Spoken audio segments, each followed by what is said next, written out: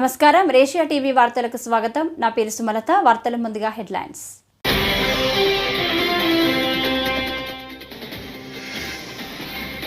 Private స్కూళ్ల కంటే మిన్నగా ప్రభుత్వ పాఠశాలల విద్యార్థులను తీర్చిదిద్దుతామని ముఖ్యమంత్రి చంద్రబాబు స్పష్టం.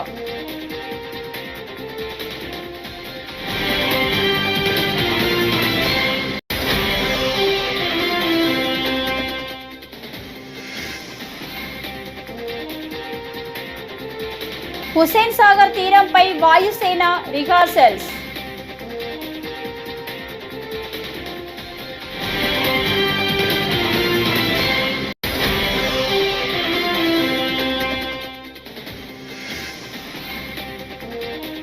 వైఎస్ జగన్ హయాంలో విద్యారంగంలో విప్లవాత్మక సంస్కరణలు. మేరగ నాగార్జున.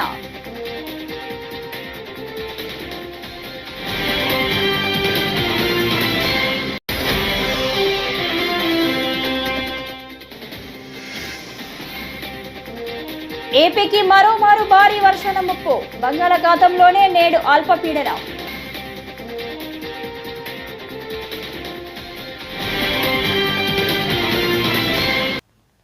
ఇక డీటెయిల్స్ చూస్తే, ప్రైవేటు స్కూళ్ల కంటే మిన్నగా ప్రభుత్వ పాఠశాలల విద్యార్థులను తీర్చిదిద్దుతామని ముఖ్యమంత్రి చంద్రబాబు స్పష్టం చేశారు. ఏటా డిసెంబర్ 7న మెగా పేరెంట్స్ టీచర్స్ సమావేశం నిర్వహిస్తామని తెలిపారు. పిల్లల భవిష్యత్తు టీచర్లు తల్లిదండ్రుల చేతుల్లోనే ఉందన్నారు. విద్యార్థులు స్కూల్కు రాకపోతే ఫోన్కు మెసేజ్ వచ్చేలా ఏర్పాటు చేస్తున్నామని తెలిపారు. పరీక్ష ఫలితాలు, ఆరోగ్య విషయాలు కూడా తల్లిదండ్రులకు ఎప్పటికప్పుడు తెలియజేస్తామని వివరించారు. ఏవైతే ఎలక్ట్రానిక్ ఇవన్నీ ఉన్నాయో దాని పట్ల పిల్లలు కూడా జాగ్రత్తగా ఉండాలి. ఈరోజు సైబర్ నేరగాళ్లు చాలామంది తయారయిన తర్వాత మనం చూస్తే చాలా ఒకటి రెండు కాదు, ఏదో ఫ్రెండ్షిప్ చేసినట్టు చేయడం, మాయమాటలు చెప్పడం, మభ్య పెట్టడం, వాళ్ళ జీవితాలతో ఆడుకునే పరిస్థితికి వచ్చారు. స్నేహం అనే పేరు పెట్టి అక్కడి నుంచి వాళ్ళ జీవితాన్ని నాశనం చేసి అదే మరిగా అశ్లీలమైనటువంటి ఫోటోలు కూడా తీసి బ్లాక్మెయిల్ కూడా చేసే పరిస్థితికి వస్తున్నారు. అంటే సమాజంలో ఒక మంచి జరిగినప్పుడు దానికి ఇంకొక కోణంలో చెడు కూడా ఉంటుంది. ఒక పక్క టెక్నాలజీ అవసరం, నిన్న కూడా నేను మాట్లాడాను, అది మన జీవితాలకి పెద్ద ఎత్తున మనం ఏదైతే అనుకుంటామో అది సాధించడానికి ఉపయోగపడుతుంది. అదే సమయంలో ఇలాంటి టెక్నాలజీ ఉపయోగించుకొని అవసరమైతే మన పేరుతో ఉండే మన డబ్బులు కూడా మన బ్యాంకులో దోచేసుకునే పరిస్థితులు కూడా వస్తున్నారు. ఒక్క నేరం కాదు, ఒక పక్క మోసం కూడా చేసి ఇంట్లో మనల్ని మిస్లీడ్ చేసే పరిస్థితి కూడా వస్తారు. ఇప్పుడు పాప చెప్పింది, కొన్ని విషయాలు చెప్పింది ఆ టీచర్ విద్యార్థి అయితే, ఇలాంటి నేరగాళ్లు చాలా మంది ఉన్నారు. అందుకే సైబర్ నేరగాళ్ల పట్ల మనం జాగ్రత్తగా ఉండాలంటే మనం ఏ విధంగా పనిచేయాలో మీరందరూ అర్థం చేసుకోవాల్సిన అవసరం ఉంది. ఎప్పుడు కూడా ఒక మంచి గాని ఒక చెడు గాని రెండు కూడా మీరు చూస్తే 24 గంటలు ఫోన్ చూడడం కూడా ఒక వ్యసనం. భారత వాయుసేనకు సంబంధించిన సూర్య కిరణ్ విమానాల బృందం హుస్సేన్ సాగర్ తీరంలో గగనతలంలో కనువిందు చేయనుంది. ఆదివారం మధ్యాహ్నం 3 గంటల నుంచి 5 గంటల వరకు ఏరోబాటిక్ ప్రదర్శన జరగనుంది. ఈ షోలో వాయుసేనకు చెందిన జెట్ విమానాలు పలు విన్యాసాలకు ప్రదర్శించనున్నాయి. దీనికి సంబంధించి శుక్రవారం సాయంత్రం రిహార్సల్స్ నిర్వహించారు. Hawk I-132 advanced jet trainer air క్రాఫ్టులతో సూర్య కిరణ్ టీం చేసిన విన్యాసాలు సందర్శకులను అబ్బురపరిచాయి. దాదాపు 25 నిమిషాల పాటు జెట్ విమానాలు ఆకాశంలో విన్యాసాలు చేశాయి. ప్రజాపాలన విజయోత్సవాల్లో భాగంగా ఆదివారం మధ్యాహ్నం ఈ ఏరోబాటిక్ ప్రదర్శన ఉంటుందని అధికార వర్గాలు తెలిపాయి.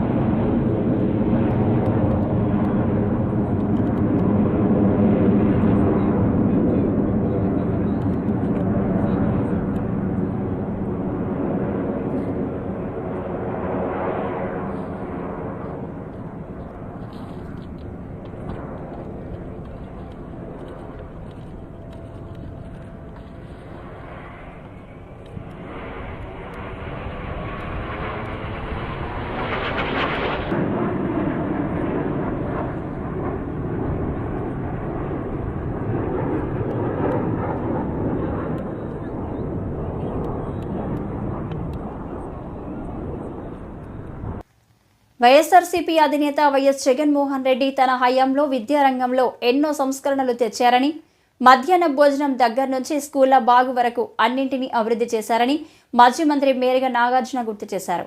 తాడేపల్లిలోని వైఎస్ఆర్సీపీ ప్రధాన కార్యాలయంలో శనివారం మేరుగ నాగార్జున మీడియాతో మాట్లాడారు. నిజంగా ఈ రాష్ట్రం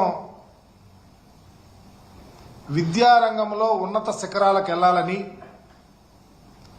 పేద విద్యార్థుల యొక్క స్థితిగతులు మెరుగుపడాలని, ఆంధ్రప్రదేశ్ ఉజ్వలమైనటువంటి భవిష్యత్తు విద్యాపరంగా ముందుకెళ్లాలని ఎంతో కసితో గత ప్రభుత్వం పనిచేస్తే ఈరోజు మెగా మీట్ అంట, నేను దాన్ని దగా మీట్ అంట. ఎవరిని దగా చేయటానికి? ఈ రాష్ట్రంలో వైఎస్ఆర్ కాంగ్రెస్ పార్టీ అధికారంలో ఉన్నప్పుడు విద్యా వ్యాప్తిని, విద్యను పొంతలు తొక్కించాలని ఒక గొప్ప ఉద్దేశంతో నాడు నేడు అనే కార్యక్రమం కానీ, ఇంగ్లీష్ మీడియం కానీ, సిబిఎస్ఈ సిలబస్ కానీ, ఐబీ వైపు అడుగులు వేయటం కానీ, లేకపోతే టోఫెల్ కానీ, సబ్జెక్ట్ టీచర్స్ కాన్సెప్ట్ కానీ, తరగతి గదుల్లో 6వ తరగతి నుంచి ఇంటరాక్టివ్ ప్లాట్ఫామ్ ప్యానల్ సిస్టాన్ని కానీ, లేకపోతే 8వ తరగతిలో మరి ట్యాబ్ల పంపిణీ కానీ, అసలు కొత్త విధానం విద్యా కానుక మెనూలో అయితే రోజుకొక ఐటమ్, రోజుకొక టైం టేబుల్ లాగా గోరుముద్దనిచ్చి ఈ రాష్ట్రంలో ఉన్నటువంటి పేదల పిల్లల యొక్క ఆరోగ్యంతో పాటు చదువులమ్మ తల్లి ఓలలాడే విధంగా గౌరవ ముఖ్యమంత్రి గారి నేతృత్వంలో పనిచేస్తే మీరు చెప్పుకోవటానికి ఒక్కటంటే ఒకటి. ఏ కార్యక్రమాలు జగన్మోహన్ రెడ్డి గారు ముఖ్యమంత్రిగా ఉన్నప్పుడు చేశారో వాటన్నిటినీ గాలికి వదిలేశారు, వాటన్నిటినీ తిలోదకాలు ఇచ్చారు. నాడు నేడుకైతే దరిదాపు 12,000 కోట్లకు పైగా వెచ్చించి 45,000కు పైగా స్కూల్స్ కానీ హాస్టల్స్ కానీ రెన్యువేట్ చేస్తే వాటిల్లో కూర్చొని మీరు ఈరోజు తగుదురమ్మ కదా అని చెప్పేసి మీటింగులు పెట్టి పేరెంట్ టీచర్స్ అంట ఎందుకు పెడతా ఉన్నారు? మీ పిల్లవాళ్ళకి ఇంగ్లీష్ విద్యను. ఏపీకి మరోమారు భారీ వర్షాల ముప్పు పొంచి ఉంది. హిందూ మహాసముద్రం, దానికి ఆనుకొని ఉన్న ఆగ్నేయ బంగాళాఖాతంలో ఏర్పడిన ఉపరితల ఆవర్తనం నేడు దక్షిణ బంగాళాఖాతంలో అల్పపీడనంగా మారే అవకాశం ఉంది. ఇది పశ్చిమ వాయువ్య దిశగా కదులుతూ 12 నాటికి శ్రీలంక, తమిళనాడు తీరాలకు చేరే అవకాశం ఉందని వాతావరణ శాఖ వెల్లడించింది. దీని ప్రభావంతో ఆంధ్రప్రదేశ్, తమిళనాడు రాష్ట్రాల్లో భారీ వర్షాలు కురిసే అవకాశం ఉందని పేర్కొంది. అల్పపీడన ప్రభావంతో 11, 12 తేదీల్లో తమిళనాడులో, 12న దక్షిణ కోస్తా, రాయలసీమ జిల్లాల్లో భారీ వర్షాలు కురిసే అవకాశం ఉందని అధికారులు తెలిపారు. అంతేకాదు అల్పపీడనం వాయుగుండంగాను మారే అవకాశం ఉందన్నారు.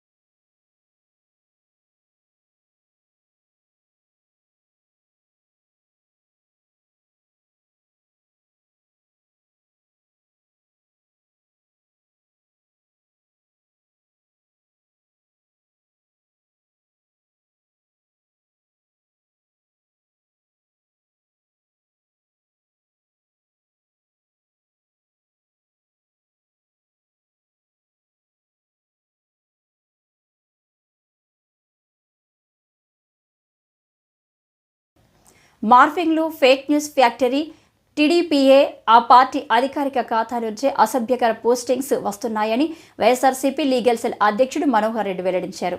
వైఫల్యాలు ప్రశ్నించడం నేరం అన్నట్లుగా కూటమి ప్రభుత్వం వ్యవహరిస్తుందని, ఆ దిశలోనే కేసులు నమోదు చేయడంతో పాటు అక్రమ అరెస్టులు చేస్తూ వేధింపుల పర్వం కొనసాగిస్తుందని మండిపడ్డారు. ప్రతిపక్షాలు చేసే మంచిని కూడా చెడుగా ఎల్లో మీడియా చిత్రీకరించి ప్రజలను వంచన చేస్తుందని వైఎస్ఆర్సీపీ కేంద్ర కార్యాలయంలో మీడియాతో మాట్లాడిన మనోహర్ రెడ్డి చెప్పారు. ప్రభుత్వాన్ని ప్రశ్నించే సందర్భంలో పెడుతున్నటువంటి పోస్టింగులను కూడా వాళ్ళు సహించలేక వాళ్ళపైన అక్రమ కేసులు పెడతా ఉన్నారు. నేను ఒక ఎగ్జాంపుల్ చెప్తా, అనేక ఎగ్జాంపుల్స్ ఉన్నాయి, కానీ మన కేస్ స్టడీ కోసం ఇంటూరు రవికిరణ్ అనే సోషల్ మీడియా కార్యకర్త నే ఉదాహరణగా తీసుకుంటే అతని పోస్టింగ్స్ ఎక్కడే కానీ అశ్లీలత కానీ తిట్లు కానీ అసభ్యత కానీ ఎక్కడా ఉండవు. ప్రభుత్వాన్ని ప్రశ్నించినట్టు కొరడాలు జిలిపించినట్టు దీన్ని రెక్టిఫై చేసుకోండి అని చెప్పినట్టు అతనివన్నీ ఉంటాయి. వాటిలో ఒక 10-15 అంశాలు జనం దృష్టికి తీసుకెళ్లాలి కాబట్టి ఏది న్యాయమో తేల్చాల్సింది ప్రజానీకం కాబట్టి వాళ్ళందరికీ ఇది తెలియజెప్పడానికే ఈ ప్రెస్ మీట్ ఏర్పాటు చేయడం జరిగింది. ఫస్ట్ రవికిరణ్ ఈవీఎంలో హ్యాకింగ్ జరుగుతున్నాయి అని మస్క్, అమెరికాకు చెందిన మస్క్ సంచలన ట్వీట్ చేశాడు. దానిపైన చాలా పరిశోధనలు జరిగినాయి. ఆ సందర్భంలో విజయనగరంలో పోలింగ్ జరిగే రోజుకి 50% ఉండే బ్యాటరీ కౌంటింగ్ జరిగే నాటికి 99% ఉంది ఆ బ్యాటరీలో. దానిపైన వైఎస్ఆర్సీపీ పార్టీ తరఫున ఓడిపోయిన వాళ్ళు కూడా హైకోర్టులో కేసులు వేయడం జరిగింది. మరి ఇది విచిత్రం కాదా? 50% ఉన్న ఈవీఎంలు పోలింగ్ రోజు 99%కు ఎలా అయ్యాయి? ఈ సందర్భంగా లోకేష్ టెస్లా కంపెనీ వాళ్ళను, కార్ల కంపెనీని ఇక్కడికి ఇన్వైట్ చేస్తే అప్పుడు రవికిరణ్ ఒకటి చెప్తాడు. ఇటీవల పుష్ప 2 ది రూల్ చిత్ర ప్రీమియర్ ప్రదర్శన వేళ హైదరాబాద్లోని సంధ్యా థియేటర్ వద్ద జరిగిన తొక్కిసలాటలో రేవతి అనే మహిళ మృతి చెందిన ఘటనపై నటుడు అల్లు అర్జున్ స్పందించారు. బాధిత కుటుంబానికి అన్ని విధాల అండగా ఉంటారని హామీ ఇచ్చారు. తన వంతుగా 25 లక్షల రూపాయల సాయం అందిస్తున్నట్లు ప్రకటించారు. ఆ కుటుంబానికి తన తరపున ఇంకెలాంటి సాయం చేయడానికైనా సిద్ధంగా ఉన్నట్టు తెలిపారు. ఈ మేరకు ఆయన ఓ వీడియో విడుదల చేశారు. ఆ క్రౌడ్లో ఒక ఫ్యామిలీ వచ్చారు. ఆ ఫ్యామిలీ కొంచెం దెబ్బలు తగిలినాయి. అండ్ ముఖ్యంగా ఒక lady, the mother of 2 children, ఆవిడ రేవతి గారని, ఆవిడ నెక్స్ట్ డే మార్నింగ్ అన్ఫార్చునేట్గా ఆవిడ ఆ తొక్కిసలాట్లో దెబ్బలు తగిలి ఆవిడ చనిపోయారని తెలిసింది. ఆ తెలియగానే మేము సుకుమార్ గారు, మేమందరం మొత్తం ఎంటైర్ టీమ్ ఆఫ్ పుష్ప అందరం సడన్గా డిసప్పాయింట్ అయిపోయి ఒక షాక్లోకి వెళ్ళాము. ఎందుకంటే అసలు ఇది వెరీ అన్ఎక్స్పెక్టెడ్. ఎందుకంటే లాస్ట్ 20 ఏళ్ళుగా ఆల్మోస్ట్ అన్ని సినిమాలకి మెయిన్ థియేటర్కి వెళ్ళి సినిమా చూసి వస్తాం అనేది ఒక తెలియని ఆనవాయితీ లాంటిది. అండ్ ఇన్నేళ్ళుగా ఎప్పుడు జరగలేదు. సడన్గా ఇది జరిగేసరికి మేమందరం కూడా చాలా డిసప్పాయింట్ అయ్యి చాలా షాక్లోకి వెళ్ళాం. ఈ న్యూస్ తెలిసిన వెంటనే ఆన్ ద ఫస్ట్ డే మేము కానీ ఎవరం కానీ టీం కానీ ఎవరం కానీ ఈ పుష్ప సెలబ్రేషన్స్లో యాక్టివ్గా పాల్గొనలేకపోయింది. We all feel very sad. ఎందుకంటే మేము సినిమా తీసేదే జనాలు థియేటర్కి వచ్చి ఎంజాయ్ చేయాలని. అలాంటి థియేటర్లో ఇలా ఒక ఇన్సిడెంట్ అయ్యేసరికి వి ఆల్ అది మాటలో చెప్పలేకపోతున్నా. Firstly, I would like to say condolences to the entire family. మొత్తం రేవతి గారి ఫ్యామిలీకి condolences from me and the entire team of Pushpa. మేము ఏం చేసినా ఈ లాస్, మేము ఏం చేసినా ఎంత మాట్లాడినా this loss can never be covered. And మా సైడ్ నుంచి what we would like to say is that we want to tell you that we're emotionally there for you. మీకు ఏం కావాల్సిన మాకు కుదిరినంత శక్తిలో మీకు ఏ హెల్ప్ కావాలన్నా ఎలా కావాలన్నా we like to tell you that we like to be there for you. ట్రాన్స్జెండర్లకు Telangana ప్రభుత్వం అండగా ఉంటుందని ముఖ్యమంత్రి రేవంత్ రెడ్డి హామీ ఇచ్చారు. SDRF ప్రారంభోత్సవ కార్యక్రమంలో ఆయన ప్రసంగించారు. ట్రాన్స్జెండర్ సమాజంలో గౌరవంగా బ్రతికేలా వారిని ట్రాఫిక్ అసిస్టెంట్లుగా నియమిస్తున్నట్లు తెలిపారు. వారికి డబుల్ బెడ్రూమ్ ఇళ్లను ఇస్తామన్నారు. వారి ట్రాఫిక్ సిగ్నల్స్ వద్ద అడ్డుకోవడం మానేసి ప్రభుత్వ ప్రోత్సాహంతో బాధ్యతాయుతంగా మెలగాలని సీఎం రేవంత్ సూచించారు.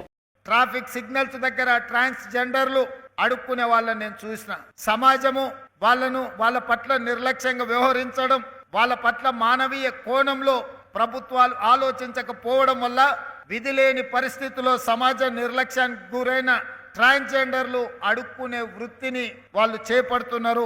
అందుకే ట్రాఫిక్ సిగ్నల్స్ దగ్గర వాళ్ళు ఉంటున్నారు. కాకపోతే వాళ్ళకు ఒక షార్ప్ సెన్స్ ఉంది. ఎప్పుడు సిగ్నల్ మారుతుంది, ఎప్పుడు ట్రాఫిక్ ముందుకెళ్తుంది, ఎప్పుడు ట్రాఫిక్ ఆగుతుందో శిక్షణ పొందిన వాళ్ళకన్నా కూడా వాళ్ళు వేగంగా గుర్తుపడుతుంటారు.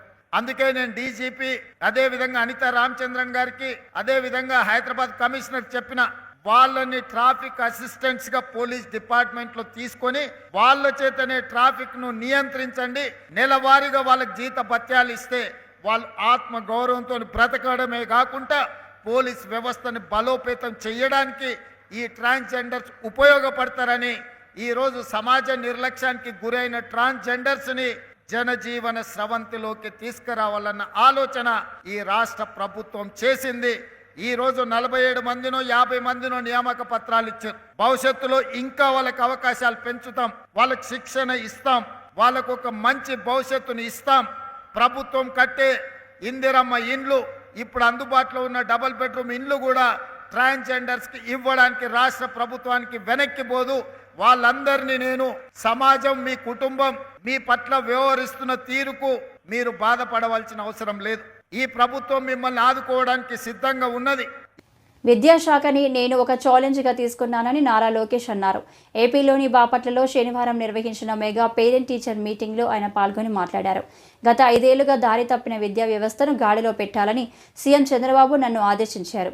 ఎందుకు విద్యాశాఖ తీసుకున్నావని నన్ను చాలామంది అడిగారు. ఈ శాఖకు నా అవసరం చాలా ఉంది. ఒక ఛాలెంజ్గా తీసుకొని విద్యా వ్యవస్థను సెట్ చేయాలని అప్పుడే నిర్ణయించుకున్నా అని అన్నారు. గతంలో మనందరం చూసాం, చంద్రబాబు నాయుడు గారు విద్య పైన చాలా ఫోకస్ పెట్టారు. ఆనాడే స్మార్ట్ క్లాస్ రూమ్స్ తీసుకొచ్చి టెక్నాలజీతో జోడించి చేస్తాం జరిగింది. విద్యా వ్యవస్థని గత 5 సంవత్సరాలు దారి తప్పిన విద్యా వ్యవస్థని గాడిలో పెట్టాలన్న బాధ్యత నాకు గౌరవ ముఖ్యమంత్రి గారు ఇచ్చారు. విద్యాశాఖ అంటే ఎన్నో సవాళ్ళు, సంఘాలు ఉంటాయి.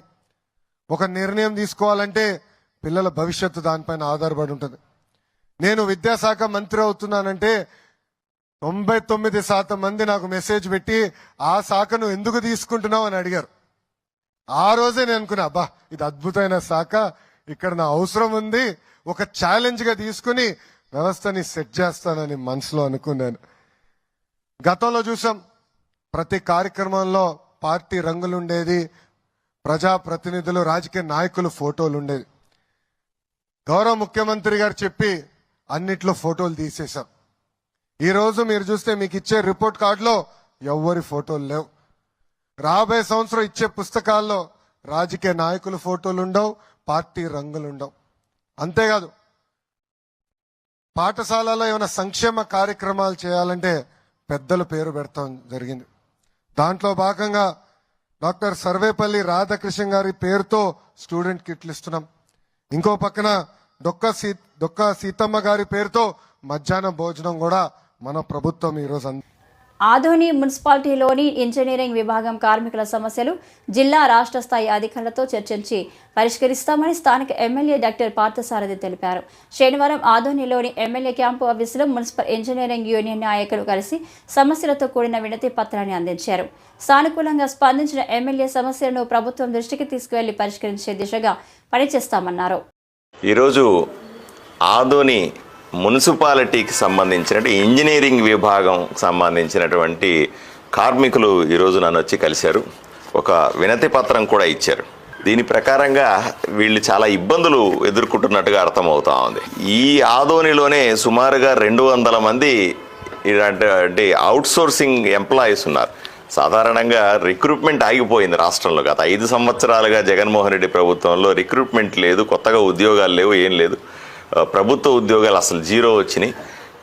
అవుట్సోర్సింగ్ పద్ధతిలో ఉద్యోగాలు తీసుకున్నారు. సుమారుగా 200 మంది ఉండాల్సిన సందర్భంలో కేవలం 112 మంది మాత్రమే ఆదోనిలో ఉన్నారు. రాష్ట్ర వ్యాప్తంగా ఆలోచన చేస్తే సుమారుగా 43,000 మంది ఉద్యోగస్తులు ఈ రకంగా అవుట్సోర్సింగ్ పద్ధతిలో పనిచేస్తూ ఉన్నారు. వీళ్ళు 5 ఏళ్లుగా పనిచేస్తున్నారు, 10 ఏళ్లుగా పనిచేస్తున్నారు, 20 ఏళ్లుగా పనిచేస్తున్నారు. వీళ్ళకి పర్మనెంట్ చేసే పరిస్థితులు కనపడతలేదు. పోనీకి పర్మనెంట్ చేయట్లేదు కానీ జీతాలు ఏమైనా పెంచుతున్నారా అంటే ఎప్పుడో ఇచ్చిన జీతాలు ఇప్పటికీ కూడా అలాగే కనబడతా ఉన్నాయి. వీళ్ళందరికీ కూడా మామూలు ఎంప్లాయ్. బాపట్ల బొల్లపల్లిలో జరిగిన రెవెన్యూ సదస్సులు శుక్రవారం వేడికొండ ఎమ్మెల్యే చీఫ్ విప్ జీవి ఆంజనేయులు హాజరయ్యారు. ఈ సందర్భంగా జీవి మాట్లాడుతూ రైతుల సమస్యలు పరిష్కరించాలనే ముఖ్య ఉద్దేశంతో ఈ సదస్సులు నిర్వహిస్తున్నామన్నారు. ఈ సదస్సుల ద్వారా రైతులు తమ సమస్యలు పరిష్కరించుకోవాలని సూచించారు. సమస్యలు పరిష్కారం చేస్తామని, రైతులను ఇబ్బందులు పెట్టి ఎవరైనా లంచాలు డిమాండ్ చేస్తే కఠిన చర్యలు తీసుకుంటామని హెచ్చరించారు. రాష్ట్రంలో అర్జీలు 6,798 అర్జీలు ఒక్క భూ వివాదాల మీదనే వచ్చినాయి రాష్ట్రంలో. మొత్తం 74,000 పైచిలకు రిప్రజెంటేషన్లు వస్తే రాష్ట్రంలో 74,000 అర్జీలు వస్తే అందులో 67,900 అప్లికేషన్లు ఈ భూ వివాదాల మీద వచ్చిందంటే ఈ రీసర్వేల్లో వైఎస్ఆర్ పాలనలో ఎన్ని తప్పులు జరిగినాయి, ఎంతమంది రైతులకు అన్యాయం జరిగిందో ఒక్కసారి ప్రజలు ఆలోచించాలి. కాబట్టి ఈరోజు భూ సంబంధిత సమస్యలన్నీ కూడా పరిష్కారం చేయటమే ఎన్డీఏ ప్రభుత్వం లక్ష్యం. అధికారులందరూ కూడా సహకరించి రైతులకు కొండంత అండగా నిలబడి రైతాంగం యొక్క సమస్యలు పరిష్కరించాలని ఈరోజు రెవెన్యూ అధికారులందరినీ కూడా ఈ సందర్భంగా నేను కోరుతున్నా. అలాగే లంచం తీసుకున్న వాళ్ళ మీద, లంచాల పేరుతో రైతాంగాన్ని ఇబ్బంది పెట్టిన వాళ్ళ మీద కూడా కఠినంగా చర్యలు తీసుకోవాలని ఈ సందర్భంగా నేను కోరుతున్నా.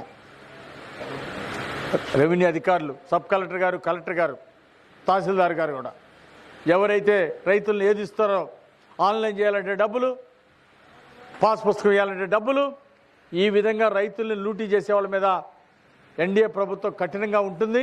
అధికారులు కూడా కఠిన చర్యలు తీసుకోవాలని ఈ సందర్భంగా నేను కోరుతున్నా.